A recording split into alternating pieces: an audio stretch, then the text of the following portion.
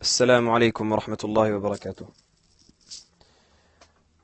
Mes excuses pour le retard. Alhamdulillahi rabbil alamin. Wa usalli wa usallimu ala ashrafil anbiya'i wal mursalin. Nabiyyina Muhammadin wa ala alihi wa sahbihi ajma'in. Amma ba'd. Donc on commence bifadlillahi ta'ala wa bi'idhnihi, par la grâce d'Allah subhanahu wa ta'ala qui nous a permis de nous réunir, et par sa permission ta'ala sans laquelle rien ne se réalise, ces courtes assises qui seront incha'Allah ta'ala dans la jurisprudence concernant les règles du jeûne as-siyam dans l'école de l'imam Malik rahimahullah ta'ala.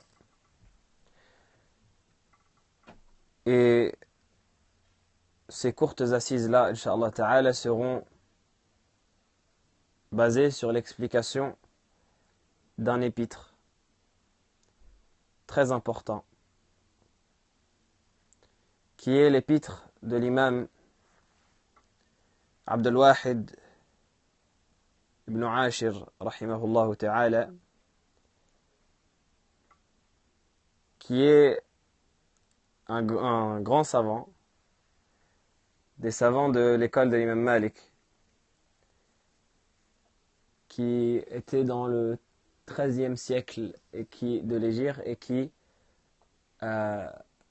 était dans la ville de Fès au Maroc. Et donc il a écrit un épître qui s'appelle Al-Murshid al-Mu'in ala al-Daruri min ulum al-Din,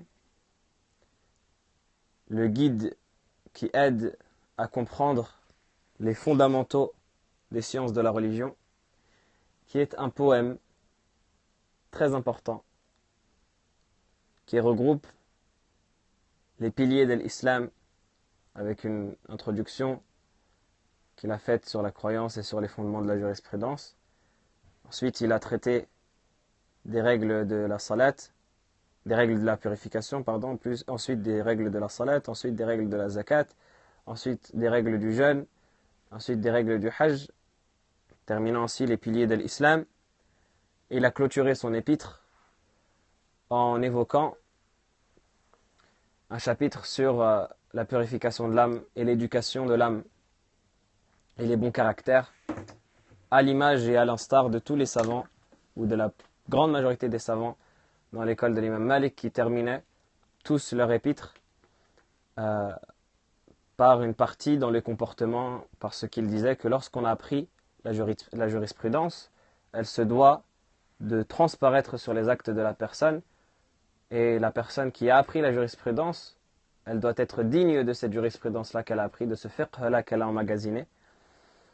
Et cette dignité-là, ce mérite-là, il doit paraître dans son comportement qui va changer. C'est pour cela que, par exemple, l'imam Khalil, rahmatullahi alayhi, Sidi Khalil, il a terminé son Mukhtasar, son livre, par un jami' qui lui a attribué. Après, est-ce que c'est vraiment lui qui l'a écrit ou pas? Ça reste un sujet de discussion. C'est pour ça qu'on dit le jami' al-Mansoub, le Cheikh Khalil, ce jami'-là qui est un jami' dans un chapitre dans les comportements. Et donc, al-Hasil, ici, on va, incha'Allah ta'ala, expliquer de manière résumée et concise le chapitre du jeûne, Kitab al-Siyam, de l'épître de Abdul Wahid ibn Ashir, rahimahullah ta'ala, qu'on nomme, pour résumer, Matn ibn Ashir, l'épître d'Ibn Ashir. Et cette explication-là, elle sera basée, incha'Allah, sur les principaux livres qui expliquent ce poème, comme le sharh de l'imam Mayara, Saghir, et d'autres. Donc l'imam Ibn Ashir, rahimahullah ta'ala, il commence ce chapitre-là en disant Kitab al-Siyam, chapitre du jeûne. Kitab al-Siyam. Donc il parle ici de As-Siyam. Il va parler du jeûne en expliquant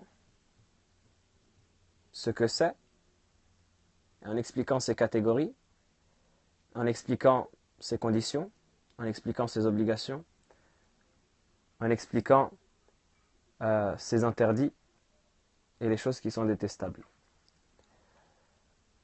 Donc on commence en disant qu'est-ce que c'est As-Siyam déjà.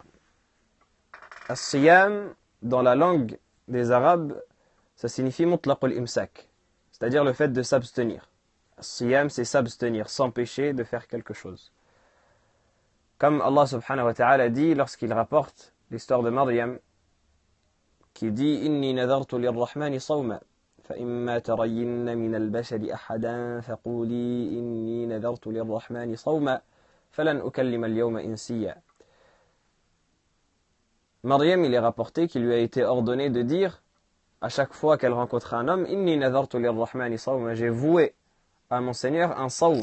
Je ne parlerai donc à aucun être humain. Qu'est-ce que ça signifie as-sawm? Ici, ça signifie le fait de s'abstenir. S'abstenir de quoi? S'abstenir de la parole. Ay imsakan anil kalam. Parce qu'ensuite elle dit, je ne parlerai à aucun homme. Également dans le vers de poésie de Nabira Dhubiani, qui était un grand poète des poètes arabes, il dit khaylun siyamun wa khaylun ghayru sa'imatin tahta al-ijaj wa ukhra ta'luku al-lujuma. Il parle de chevaux, et il dit khaylun siyam wa khaylun ghayru sa'imatin. Des khayl qui, si on traduit littéralement, des chevaux qui jeûnent, qui font le siyam. En vérité, ce n'est pas le mot jeûne qui est adapté à la traduction ici, mais c'est des chevaux qui sont au repos, qui s'abstiennent de courir, qui s'abstiennent de la course. Et d'autres chevaux qui ne s'abstiennent pas de courir, tahta al-ijaj, qui sont sous les vents frappants de la guerre avec le sable, etc. Et d'autres qui s'apprêtent à prendre la relève. Et donc ce vers-là, il est venu, Nabir al-Dhubian, il l'évoque pour faire les éloges d'une personne qui avait beaucoup de chevaux. Donc il dit, il a toutes les catégories de chevaux. Et parmi les chevaux qu'il cite, il dit khaylun siyam, donc des chevaux qui font le sawm. Qu'est-ce que ça veut dire? Qui s'abstiennent. Donc ça c'est important au niveau de la langue de le comprendre. Pour comprendre la base du siyam. Parce qu'on retrouve cette base-là de l'imsak dans la législation et c'est important pour la définition. Dans la législation, shar'an, la définition de siyam, elle découle de cette définition-là linguistique. La définition de siyam qui est à prendre, c'est al-imsaku an shahwatay al-batni wal-farj. Le fait de s'abstenir, de répondre au désir du ventre et du sexe. Yawman kamilan, un jour complet. Ay min tulu' al-fajr as-sadiq ila ghurub ash-shams. Donc ce jour complet, il est du lever du fajr sadiq, du véritable fajr, jusqu'à ghurub ash-shams, jusqu'à que le soleil se couche. Bi niyyati at-taqarrub ila Allah ta'ala, en ayant l'intention par cette abstinence de se rapprocher d'Allah ta'ala. Parce qu'on peut s'abstenir de ne pas manger, on peut s'abstenir de manger, on peut s'abstenir de boire, parce qu'on va passer un examen sanguin, par exemple, un bilan sanguin, ou parce qu'on fait un régime, sans que ça ait l'intention de se rapprocher d'Allah subhanahu wa ta'ala. C'est pour ça qu'on précise, il ne faut pas que cette abstinence-là, ça soit une abstinence qui n'ait pas de but. Il faut que ce soit en ayant l'intention de se rapprocher d'Allah subhanahu wa ta'ala. Donc ça, c'est la définition générale du siyam. Le fait, je répète, al-imsak an shahwatay al-batni wal-farj, yawman kamilan, min tulu' al-fajr as-sadiq ila ghurub ash-shams, bi niyyati at-taqarrub ila Allah ta'ala. Le fait de s'abstenir de répondre au désir du ventre et du sexe pendant une journée complète, c'est-à-dire du lever du fajr sadiq jusqu'au coucher du soleil, en ayant l'intention de se rapprocher d'Allah ta'ala. Pourquoi est-ce qu'on précise al-fajr as-sadiq et qu'on ne dit pas al-fajr tout simplement? Pour montrer qu'il y a deux types de fajr et que c'est à partir du fajr sadiq que le jeûne il commence à rentrer en compte, comme on va le voir bi'idhnillah dans ce qui suit, dans les vers suivants. Ibn Ashir il évoque cela dans le vers waqtu tulu'i fajrihi ila al-ghurub, on va en parler, mais on en parle déjà pour comprendre la définition. Parce qu'il y a deux types de fajr. Il y a un fajr kadhib et un fajr sadiq. Il y a un fajr qui est mensonger et un fajr qui est véridique. Qu'est-ce que c'est le fajr? C'est l'aube. L'aube. Il y a une aube qui est mensongère et une aube qui est véridique. Comment ça? Pour la personne qui regarde la nuit, si vous vous levez un peu avant l'heure de la salat, eh bien vous allez voir qu'il y a, pour les endroits où on peut observer le soleil, parce que malheureusement en France avec la pollution lumineuse c'est difficile, on peut observer le ciel, pardon, il y a une lueur qui apparaît avant l'heure du fajr, qui est une lueur qui est verticale, qui a l'apparence un peu de la queue d'un loup. Cette lueur-là, elle apparaît un temps, elle éclaire le ciel un temps, et ensuite elle disparaît. Et quelque temps après, il y a une deuxième lueur qui cette fois est horizontale, qui apparaît en collant l'horizon, et qui s'élève petit à petit pour ensuite illuminer tout le ciel, et c'est à ce moment-là que le soleil se lève. Donc la première lueur qui apparaît, c'est une lueur qu'on appelle l'aube mensongère. Pourquoi? Parce que ce n'est pas le véritable aube. Cette lueur-là, ni elle l'interdit de manger quand on veut jeûner, ni elle n'autorise de prier, parce que ce n'est pas l'heure de la prière. L'heure de la prière et l'heure de l'abstinence pour rentrer dans le jeûne, c'est la deuxième lueur, c'est le fajr as-sadiq. C'est pour cela que le prophète sallallahu alayhi wa sallam, il avait mis à chacune des lueurs, à chacune des aubes, un mu'adhin, une personne qui était chargée de faire l'adhan. Et le premier de ces mu'adhins-là, de ces deux mu'adhins-là, c'était Bilal. Et le deuxième, c'était Ibn Maktoum, radiyallahu ta'ala anhuma. Et le prophète sallallahu alayhi wa sallam, il avertissait dans un hadith en disant « Inna Bilalan yu'adhinu bilayl » Certes, Bilal fait son adhan la nuit. C'est-à-dire que l'aube à laquelle Bilal se lève pour faire l'adhan, ce n'est pas la véritable aube. C'est une aube mensongère, et Bilal il fait l'adhan à ce moment-là pour que les gens ils se préparent à prier, et qu'ils justement ils mangent ce qu'ils peuvent manger, etc. jusqu'à l'aube véridique. C'est pour ça que le prophète sallallahu alayhi wa sallam nous dit فَكُلُوا وَاشْرَبُوا, il leur disait plutôt فَكُلُوا وَاشْرَبُوا حَتَّى يُؤَذِّنْ Ibn Maktoum. Mangez et buvez jusqu'à que vous entendiez l'adhan de Ibn Maktoum. Et c'est cela l'explication du verset dans lequel Allah subhanahu wa ta'ala nous dit فَكُلُوا وَاشْرَبُوا حَتَّى يَتَبَيَّنَ لَكُمُ الْخَيْطُ الْأَبْيَضُ مِنَ الْخَيْطِ الْأَسْوَدِ مِنَ الْفَجْرِ. Mangez et buvez jusqu'à que vous distinguiez le fil blanc du fil noir de l'aube. Le fil, qu'est-ce que c'est le fil? C'est ce trait horizontal de l'aube véridique. Donc ça c'est important de le comprendre pour ne pas faire l'erreur justement. Taïb. Donc le jeûne, ici on parle encore du jeûne de manière générale. Le jeûne il se divise en deux catégories. On a le jeûne obligatoire, tout ce qui va être jeûne obligatoire et tout ce qui va être jeûne surérogatoire.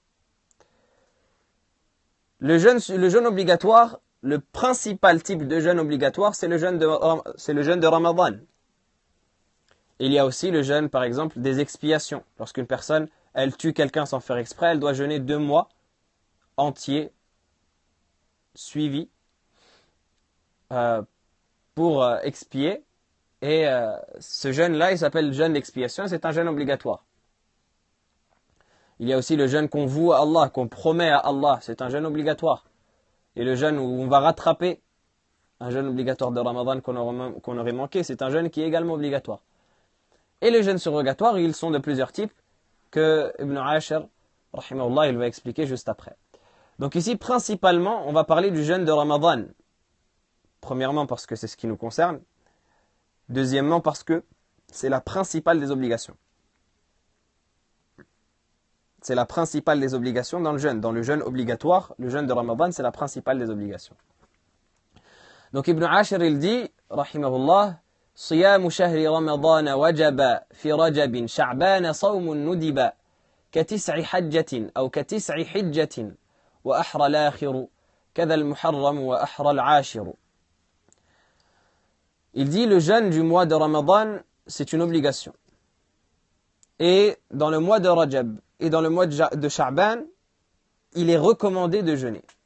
Donc ici, هنا إشارة لطيفة من الناظم رحمه الله تعالى إلى أقسام الصوم. Ici, Ibn Ashir, il donne indirectement les catégories de jeûne. Et c'est ça qui vous montre l'intelligence de ces fuqaha, rahimahumullah, parce que véritablement, ils arrivaient à nous transmettre des messages d'une manière qui est très intelligente et très logique. Ibn Ashir il commence en mentionnant des catégories de jeûne et à la fin, ça s'embrique dans les catégories qu'on vient de mentionner. Il parle du jeûne obligatoire et il parle du jeûne surrogatoire. Donc, indirectement, il montre qu'il y a deux catégories de jeûne. Siyamu shahri Ramadan wajaba. Le jeûne du mois de Ramadan est obligatoire. Donc, il mentionne le jeûne obligatoire déjà en citant le principal type de jeûne obligatoire qui est le jeûne de Ramadan. Ensuite, il dit fi Rajabin Sha'ban sawmun nudiba. Dans le mois de Rajab et dans le mois de Sha'ban, le jeûne est surérogatoire et recommandé. Et vous connaissez les hadiths à ce propos, notamment le hadith qui concerne le mois dans lequel nous sommes, Sha'ban, qui est le mois qui précède Ramadan, où le prophète sallallahu alayhi wa sallam, il dit, il a été questionné sur pourquoi est-ce qu'il jeûnait le mois de Sha'ban énormément, jusqu'à que certains compagnons ont rapporté qu'il jeûnait entièrement le mois de Sha'ban. Il a dit, ذَلِكَ شَهْرٌ بَيْنَ رَجَبٍ وَرَمَضَانٍ. Il a dit, c'est un mois qui est entre Rajab et Ramadan, à propos duquel beaucoup de gens sont insouciants, dans lequel les actes sont exposés à Allah subhanahu wa ta'ala, et j'aime que mes actes soient exposés quand je suis en état de jeûne. Donc ça c'est parmi les hadiths qui vous mentionnent que Rajab, Sha'ban, etc. ce sont des mois qui sont recommandés de jeûner, en particulier Sha'ban qui est mentionné dans le hadith que je viens de citer précédemment. Pour Rajab, c'est soumis à discussion, comme les ulama évoquent. Et également, il continue en mentionnant d'autres types de jeûnes qui sont recommandés. Également, il dit, pareil pour les 9 jours du mois de Dhul Hijjah. Les 9 premiers jours du mois de Dhul Hijjah, et en particulier le dernier de ces 9 jours. Parce que le 9e des premiers jours de Dhul Hijjah, c'est le jour de Arafah, duquel le prophète sallallahu alayhi wa sallam a dit qu'il expiait les péchés d'une année passée, qu'il expiait les péchés de 2 années. Ce jour-là qui est très important en islam et qu'il est très recommandé de jeûner. Également le jeûne du mois de Muharram. Le mois de Muharram qui est également un mois qu'il est recommandé de jeûner, et en particulier le 10e. Kadha al-Muharram wa ahra al-Ashiru. En particulier le 10e des jours du mois de Muharram, qui est le jour de Ashura, que le prophète sallallahu alayhi wa sallam a demandé de jeûner et a recommandé de jeûner, qui expie lui les péchés d'une année. Donc ici, l'auteur il a mentionné le jeûne obligatoire en citant Ramadan et le jeûne surrogatoire en citant des exemples qui sont Sha'ban, Rajab, Dhul Hijjah, les 9 premiers jours, Muharram, le mois, et en particulier le 10e des jours. Ensuite, il va commencer à rentrer dans le vif du sujet, en évoquant tout ce qui se rattache au mois de Ramadan.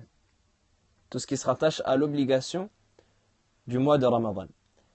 Et donc, il commence à parler de comment est-ce qu'on reconnaît le mois de Ramadan pour savoir quand est-ce que rentre l'obligation.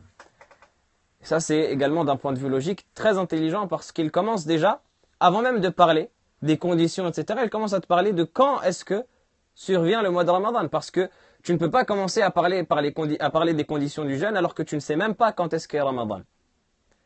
C'est comme par exemple l'imam Malik, rahimahullah, il a commencé son livre Al-Muwatta par Bab Wuqut as-Salah, par le chapitre du temps de la prière. Pourquoi ? Parce qu'avant même de savoir comment est-ce que tu fais ta prière, comment est-ce que tu fais ta purification, il faut déjà que tu saches quand est la prière. À partir de quel moment il t'est obligatoire d'accomplir la prière.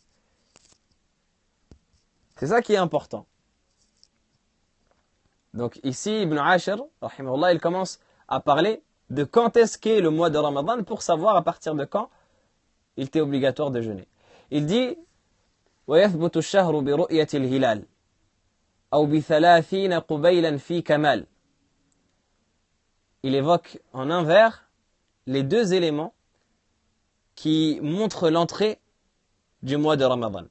Donc il y a 2 éléments, pas 3, 2 éléments uniquement qui peuvent nous prouver l'entrée du mois de Ramadan. Le premier des 2 éléments, c'est le fait de voir le croissant qui annonce le mois de Ramadan. Parce que vous savez que la lune, elle a des cycles qui chacun détermine un jour particulier du mois. Donc le premier jour du mois lunaire et le dernier jour du mois lunaire, ils ont un croissant particulier que les experts connaissent. Les gens qui savent observer la lune, ils savent, à partir du moment où ils voient un croissant particulier, ils savent que ça c'est le premier jour qui arrive, ou alors que ça c'est le croissant du dernier jour qui s'annonce. Et malheureusement, ça c'est des habitudes également qu'on perd à cause de la société dans laquelle on vit aujourd'hui, qui est vraiment axée sur le matériel et qui perd le contact avec la nature.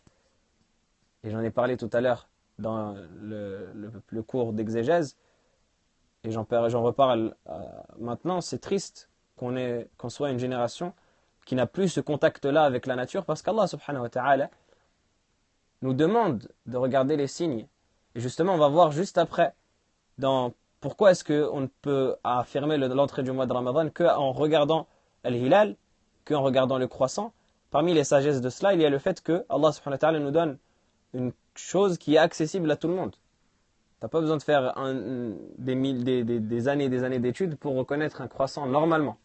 Normalement, c'est quelque chose qui doit être acquis par tout le monde, et à notre époque où on est déconnecté de la nature, on perd ces choses-là qui sont fondamentales véritablement pour l'être humain.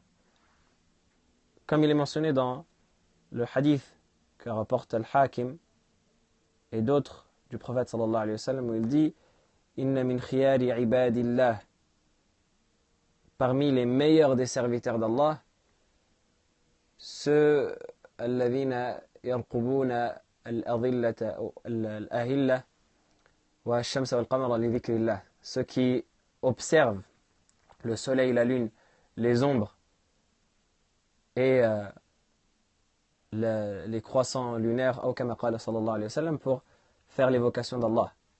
Donc le fait d'observer les signes, ça fait de toi quelqu'un qui est un rang auprès d'Allah subhanahu wa ta'ala. Et le fait d'être handicapé véritablement, c'est un problème. Le fait d'être handicapé, parce que c'est véritablement un handicap de ne pas savoir quel croissant désigne quel jour. Et pareil pour le soleil, comment est-ce que tu vas faire ta salat? À partir de quel moment, quelle position du soleil désigne quel temps de salat? Aujourd'hui, on est habitué au calendrier, mais si le calendrier il se perd, il n'y a plus de salat. Si on n'a plus Muslim Pro sur le téléphone, il n'y a plus de salat. C'est quelque chose qui est problématique. Donc la première des causes par laquelle on va connaître l'entrée du mois de Ramadan, c'est le fait d'observer le croissant lunaire, qui annonce le début du mois.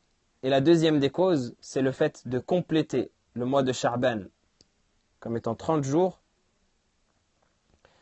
au moment où on ne peut pas voir le croissant. Il arrive des moments où le soleil est nuageux et on ne peut pas voir le croissant. Donc, le prophète sallallahu alayhi wa sallam nous a dit dans le hadith فَإِنْ رُمَّ عَلَيْكُمْ, si ce croissant-là, il vous est impossible de le voir, alors complétez le mois à 30 jours, et dans une version, alors calculez, c'est-à-dire calculez le compte du mois précédent jusqu'à 30 jours. C'est cela qui est voulu par le calcul. Donc il y a ces deux causes-là uniquement et pas de troisième cause. Pas de calcul astronomique, pas de calcul savant qui va déterminer à l'avance le temps de l'entrée du mois.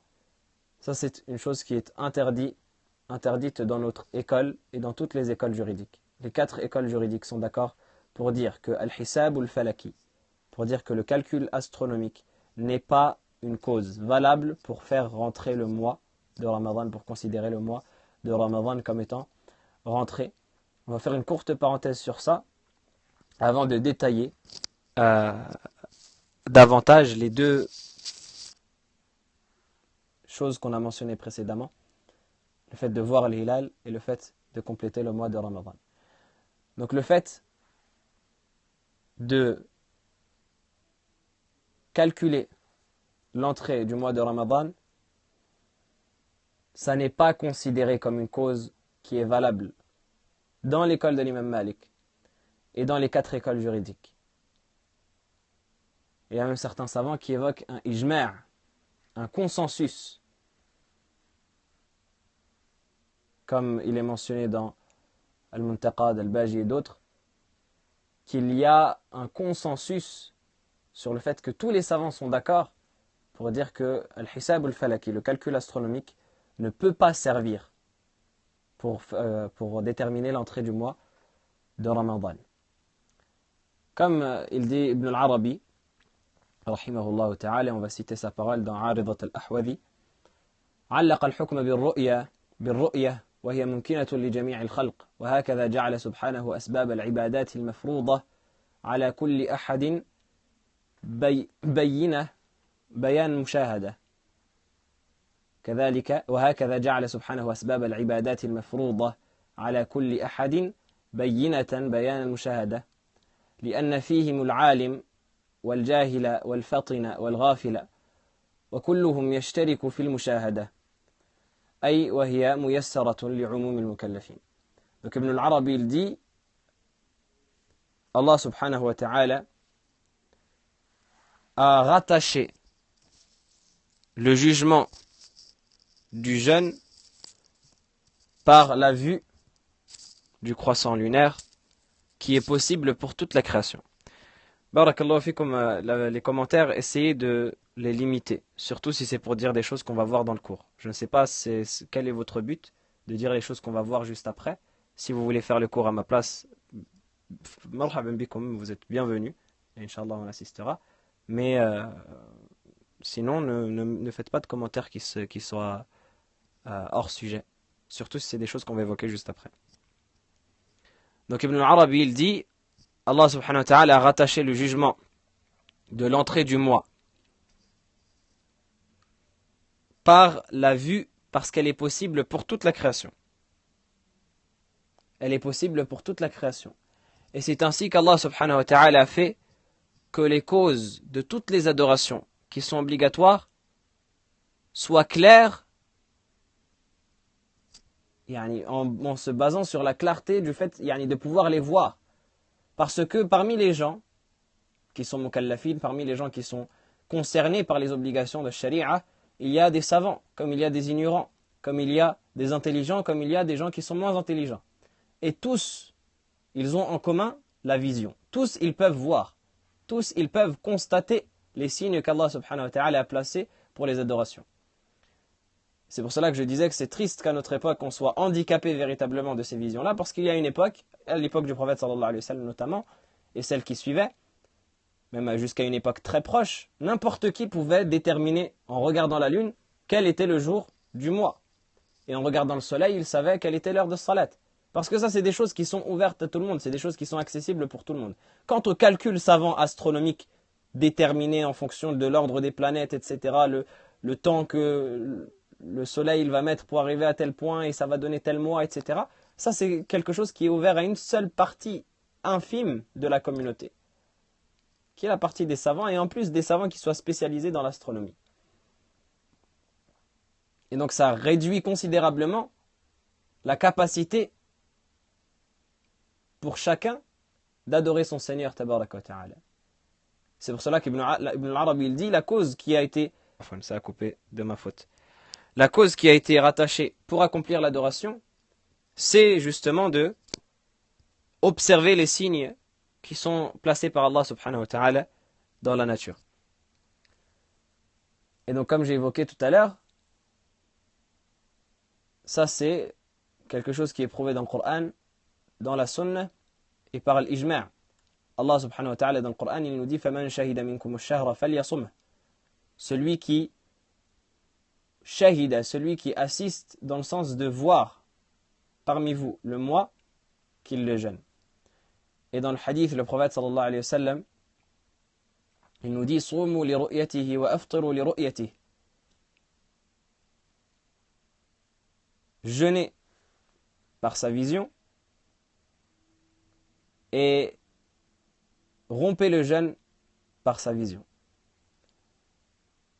Donc tout ça c'est des preuves dont le détail n'est pas, ou plutôt notre sujet ce n'est pas de détailler ces preuves-là. Inch'Allah ta'ala, peut-être si ça cause un problème qui est trop conséquent, qu'on y reviendra en détail Inch'Allah. Ça c'est juste quelques points pour évoquer l'importance de baser le jeûne sur la vision oculaire et non pas sur les calculs astronomiques, et le fait que c'est cela qui est l'avis dans notre école et dans toutes les écoles. Et comme j'ai cité plusieurs fois, il y a un ijma' sur la question. Et donc dans cette parole-là, il y a une suffisance. Et celui qui veut également, il y a le frère Abu Abdillah al-Maliki, hafidhahullah ta'ala, qui a fait une intervention qui est excellente à ce sujet, dans laquelle il évoque les avis des 4 écoles à ce point-là. Je ne sais pas si elle est encore présente sur Internet ou pas. Il a évoqué les avis des 4 écoles à ce sujet-là. Il a montré que dans les 4 écoles, Naam Hatim, il a évoqué que dans les 4 écoles, il y a consensus sur le fait qu'il est interdit de baser l'entrée du mois sur le calcul, à tel point que les ulama ils disent, comme Qadi Iyad et d'autres, ils évoquent que si le hakim, si le juge, si l'émir, le gouverneur, il décrète l'entrée du mois en se basant sur les calculs, on se doit de lui désobéir. On se doit de lui désobéir parce que ça ne fait pas partie des méthodes qui sont acceptées dans la religion d'Allah subhanahu wa ta'ala. Donc on revient aux 2 points qu'on avait évoqués pour déterminer l'entrée du mois. On a dit la première des choses, comme il dit, la première des choses, c'est de voir le croissant. Donc la vue du croissant lunaire, elle se fait de 2 types. Soit la personne, elle voit le croissant d'elle-même. À ce moment-là, elle-même, elle est concernée par l'obligation et elle se doit directement de mettre l'intention de jeûner le lendemain. C'est-à-dire que le moment où elle voit le croissant, la veille, elle doit se dire que le lendemain, elle va jeûner en mettant l'intention, et on reviendra à l'intention un peu plus tard dans les piliers du jeûne. Et elle se doit également d'informer le gouverneur de sa vision. C'est-à-dire que par exemple, une personne lambda, elle voit le croissant. Eh bien, elle doit avoir 2 réflexes. Premièrement, elle doit mettre comme réflexe de jeûner le lendemain, de jeûner le jour qui arrive. Lorsque la veille du jour, elle voit le croissant qui annonce l'entrée du mois le jour suivant, eh bien, elle met l'intention ferme de jeûner le jour qui rentre. Et elle informe le gouverneur de sa vision. Elle informe le gouverneur de sa vision. Pourquoi? Parce que le gouverneur, il va voir. Si c'est une personne de confiance, eh bien, il va essayer de rajouter une 2e personne de confiance ou alors d'observer lui-même pour corroborer sa parole. Parce qu'on va voir justement dans le 2e type de vision, le fait qu'il faut 2 témoins intègres pour arriver à faire accepter le témoignage du fait que le mois est rentré. Donc le gouverneur, il va utiliser le témoignage de cette personne-là pour y apporter un autre témoignage ou même le sien, si c'est quelqu'un d'intègre, et pour déterminer l'entrée du mois. Ou alors, si c'est une personne qui, par exemple, n'est pas du tout intègre et son avis n'est pas accepté, il lui est également recommandé d'informer le gouverneur pour que ça ouvre, comme ils disent, ça ouvre bab shahada, ça ouvre le témoignage. Le gouverneur, il va avoir, comme on pourrait dire, la puce à l'oreille et il va chercher des témoignages qui affirmeraient l'entrée du mois. Donc c'est pour cela que les ulama ils disent que la personne qui est adl, la personne qui est digne de confiance, et on va voir juste après ce que c'est le digne de confiance, eh bien il lui est obligatoire d'informer le gouverneur de sa vision lorsqu'elle voit le croissant lunaire. Et la personne qui est fasiq, qui est pervers, et dont le témoignage n'est pas accepté, il lui est recommandé d'informer le gouverneur. Ça c'est dans notre école, dans le fiqh maliki. Donc on résume. Le premier des types de vision, c'est le fait que la personne, elle voit pour elle-même. Que ce soit une personne digne de confiance ou pas. Même si la personne n'est pas digne de confiance, si elle voit pour elle-même, elle se doit de jeûner. Et elle se doit de montrer son jeûne. Yu'lan as-sawm, il se doit de montrer son jeûne aux autres. Et elle se doit, obligatoirement si c'est une personne de confiance, et de manière recommandée si c'est une personne qui n'est pas de confiance, d'informer le gouverneur pour que le gouverneur, lui, base son jugement sur la parole de cette personne-là. Quant au deuxième type de vision, qui fait que le mois de Ramadan rentre, c'est le fait que la personne, elle ne voit pas d'elle-même, mais elle reçoit le témoignage de deux personnes qui soient intègres, dignes de confiance, et qui l'informent du fait que le mois est rentré. Donc il faut absolument que ce soit deux personnes au minimum dignes de confiance qui informent de l'entrée du mois. Qu'est-ce que c'est être digne de confiance? Être adl, c'est être intègre. L'intégrité en islam, c'est un principe qui est connu et qui a des particularités dans chacune des sciences. L'intégrité chez les gens du hadith, ce n'est pas la même chose que l'intégrité chez les gens du fiqh. Et donc chez les gens du fiqh, l'intégrité, elle se définit comme étant le fait d'être premièrement musulman. Ensuite, d'être libre et non pas esclave. D'être mukallaf, d'être responsable de ses actes. D'avoir la raison. Et d'être pubère. De ne pas être pervers. De ne pas être soumis à ce qu'on appelle hajr, et on va voir ce que c'est.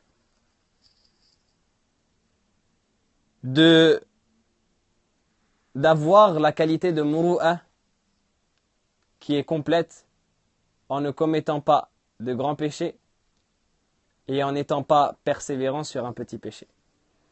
Donc ça c'est de manière générale les conditions de l'intégrité qu'on appelle en arabe al-adl, qui servent à distinguer de qui on accepte le témoignage et de qui on rejette le témoignage. Ils ont été rassemblés dans les vers de poésie de l'auteur qui dit, pas de l'auteur duquel on parle, mais d'un auteur qui dit Al-adlu hurrun muslimun qad kullifa wa anhu wasfu al-fisqi wal-hajr intafa wal-hajr intafa wa lam yura kabiratan yubashiru wa la ala saghiratin yuthabiru. Je vais répéter, Inch'Allah.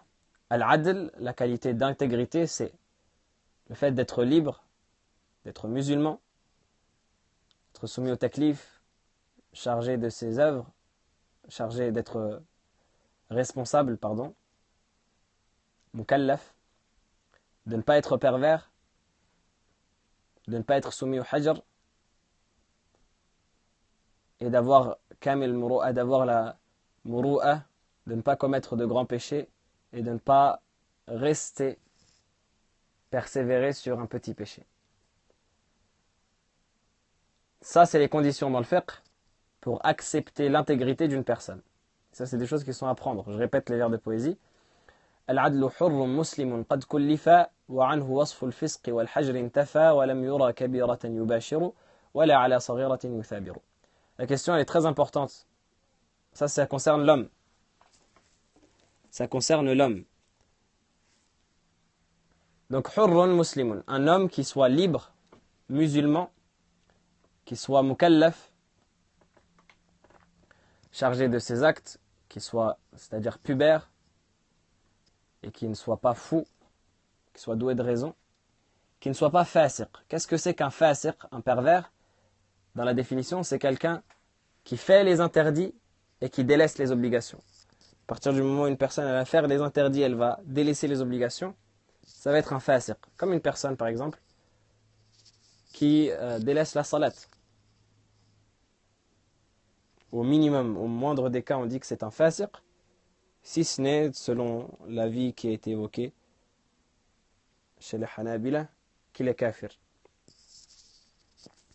Une personne qui délaisse les obligations et qui fait les interdits, c'est un fasiq, un pervers. Wal hajr intafa. Qu'est-ce que c'est le hajr? C'est le fait, dans le fiqh, de bloquer l'argent d'une personne en l'empêchant de s'en charger, parce que, soit parce qu'il est enfant, donc ça revient à ce qu'on disait qad kullifa taklif, ou soit parce que il est ce qu'on appelle en arabe safi, ce qu'on pourrait traduire par stupide, dans le sens où les ulama ils définissent là en disant celui qui ne sait pas se charger de son argent. Qui ne sait pas se charger de son argent. qui ne sait pas prendre ni donner, c'est-à-dire qu'il fait n'importe quoi avec son argent, cette personne-là, elle est considérée comme quelqu'un de sa fille. Et à ce moment-là, on se doit de lui bloquer son argent et de ne pas lui permettre de s'en charger lui, mais de désigner quelqu'un qui va s'en charger à sa place. Parce que lui, il est considéré comme sa fille, comme incapable de se charger de son argent, ou alors l'enfant également, qui a de l'argent et qui ne peut pas s'en charger.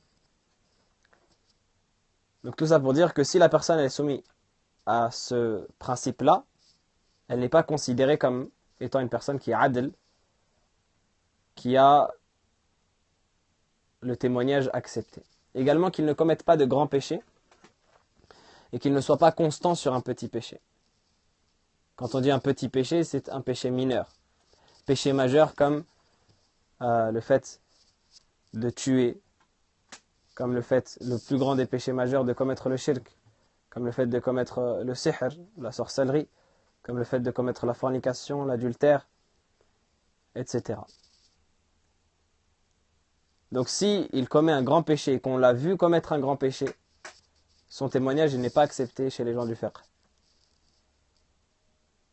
Et si on le voit persévérer et commettre souvent un péché mineur, qui ne serait pas un grand péché, eh bien également, il n'est pas considéré comme quelqu'un d'intègre à qui on pourrait donner confiance, duquel on pourrait donner confiance à son témoignage. Donc on comprend de cela qu'il faut absolument 2 personnes qui aient rempli ces caractéristiques-là, donc 2 hommes, non pas 2 femmes, non pas 2 enfants, non pas 2 esclaves, 2 hommes libres qui aient rempli les conditions de al-adala, qui vont témoigner de l'entrée du mois de Ramadan.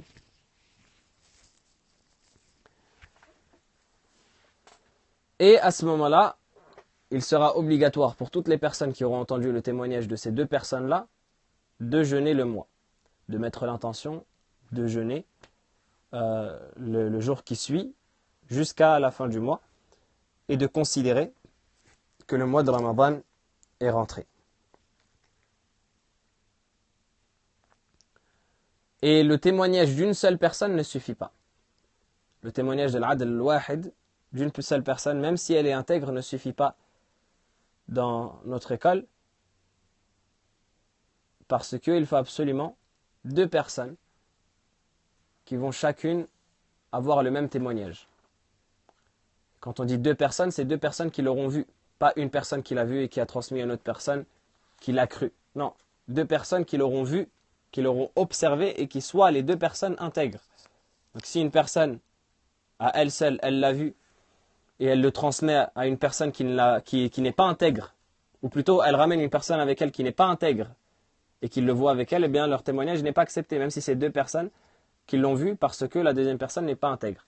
Et si la personne, elle le voit et qu'elle le transmet, elle transmet l'information à une personne intègre qu'elle connaît, qui elle ne l'a pas vu, et que les 2 ils déclarent que le hilal est apparu, eh bien si le deuxième il ne l'a pas vu, leur témoignage n'est pas accepté. Il faut absolument que les 2 l'aient vu de leurs yeux pour que le témoignage soit accepté. Ou alors, qu'il y ait un groupe, ce qu'on appelle jama'a mustafida, un groupe, non, 2 femmes et un homme, non plus. Ou alors, le deuxième type de cette vision-là, qu'on n'aura pas fait soi-même, mais dont on aura reçu l'information, c'est le fait de recevoir l'information d'une jama'a mustafida, un groupe très nombreux de personnes qui rapportent tous l'information, qui rapportent tous qu'ils l'ont vu, d'une telle manière qu'il serait impossible qu'ils se soient tous accordés à mentir. C'est-à-dire qu'on est des personnes de parts différentes, d'endroits différents, qui tous se rassemblent et s'accordent à dire qu'ils ont vu le hilal. Et que ce nombre de personnes-là, ils soient très très nombreux, de sorte à ce que ça atteigne ce qu'on appelle en arabe tawatur. Le fait qu'on ne puisse pas les compter. Et à ce moment-là, leur témoignage est tous accepté, quand bien même ce ne serait pas des udul, quand bien même ils ne respecteraient pas les conditions de l'intégrité qu'on a mentionnées précédemment, c'est-à-dire que si par exemple c'est un groupe d'esclaves, ou alors un groupe de femmes, ou alors un groupe mélangé entre des pervers, des esclaves, des femmes, des enfants, etc., et qui tous affirment qu'ils l'ont vu, à ce moment-là, on accepte leur témoignage lorsque le groupe est conséquent, parce que ça prend la place du témoignage des deux personnes, vu que c'est une jama'a mustafida, et leur témoignage est accepté. Et dans le même type, également, si par exemple dans un pays musulman, le gouverneur annonce à son peuple le fait que le mois de Ramadan rentre, eh bien ça prend le même jugement que le jama'a al-mustafida.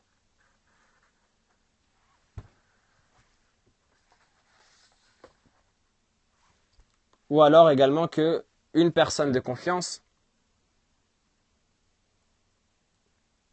rapporte le jugement du gouverneur, ça également ça prend le même jugement. Donc ensuite, là on a vu les causes avec lesquelles on constate l'entrée du mois de Ramadan, qui sont chez, comme l'a mentionné Ibn Ashir, la vision ou le fait de terminer le mois de Sha'ban à 30 jours. C'est-à-dire que si personne ne peut voir le hilal, personne ne peut voir le croissant, la vision du croissant elle est impossible, eh bien qu'est-ce qu'on fait? Comme le prophète sallallahu alayhi wa sallam nous a dit, on termine le mois de Sha'ban à 30 jours. Parce qu'on sait qu'un mois en islam, il ne peut durer que 29 ou 30 jours. Et donc on calcule à maxima, on termine le mois de Sha'ban à 30 jours, et on considère qu'après le 30e jour de Sha'ban, c'est le premier jour de Ramadan.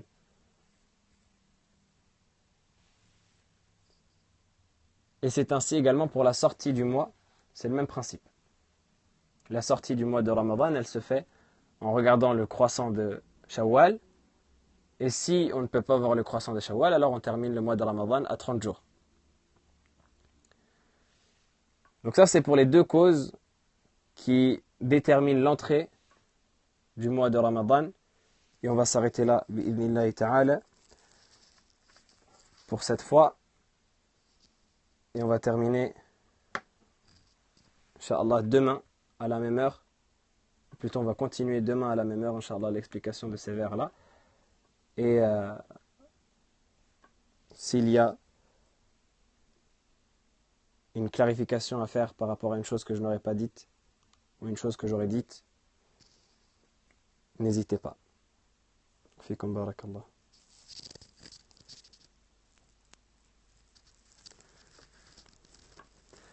Allahu a'lam, je ne sais pas si je vais continuer sur les autres sujets. Là, je fais Kitab al-Siyam parce que c'est quelque chose qui est recommandé par les ulama lorsqu'il y a des munasabat, lorsqu'il y a des occasions, de traiter le sujet qui est relatif à l'occasion pour que les gens ils puissent adorer correctement leur Seigneur bi'ibnillah. Mais pour le reste, je ne sais pas encore, peut-être, Inch'Allah, on fera des cours de l'Akhdari, ce qui était prévu. Bi'ibnillah, on verra ça, Inch'Allah. Donc ce cours-là, véritablement, c'était une introduction. C'était pour, entre guillemets, essayer de voir comment est-ce qu'on gérerait ça. Les cours prochains, Inch'Allah, ce sera plus fluide et plus structuré. Là, c'est vraiment une introduction pour placer le propos et pour commencer, pour débuter cette série, Inch'Allah. Je vous donne rendez-vous demain, à la même heure, Inch'Allah, pour la suite de l'épître. Pourquoi Malikite?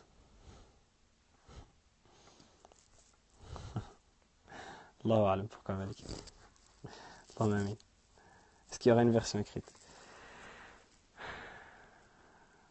Pour les versions écrites, il y a le frère Mouktoba de Twitter. Son compte c'est Mousnidoun qui fait des excellentes versions écrites. Je vous invite à revenir vers son compte. Il fait vraiment des versions écrites qui sont excellentes. Et il a si je ne me trompe pas, il a pour projet de traduire justement la partie de Mayyar as-Saghir. De Mayyar as-Saghir, l'explication d'Ibn Ashir en français, Inch'Allah.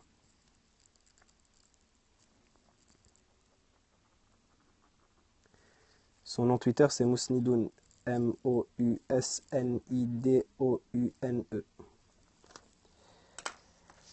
Non, tous les messages sont visibles.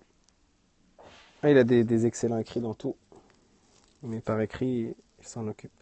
Inch'Allah, on essaiera aussi vu que je compte, Inch'Allah, faire ces cours-là vraiment simplifiés. Donc ce sera, Inch'Allah, le niveau en dessous de ces écrits. Si, si Allah subhanahu wa ta'ala me permet d'en faire par écrit. Allahu a'lam wa jazakumullahu khairan. Allahumma amin. Alaykum assalam wa rahmatullahi wa barakatuh. Fikum barakallah. Asta'vinukum. La dernière question, par rapport au cours, pas par rapport à notre sujet. Non. Non. La Jama'a Mustafida, c'est pas 3. 3, c'est 3. Jama'a Mustafida, c'est un groupe qu'on peut pas, qui est très conséquent. Amin wa iyyakum.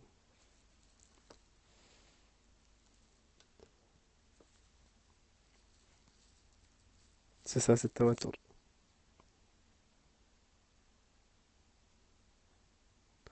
On y reviendra, Inch'Allah, pour celui qui se trompe sur le premier jour, etc. Ça, on y reviendra, Inch'Allah, juste après. Allahu a'lam.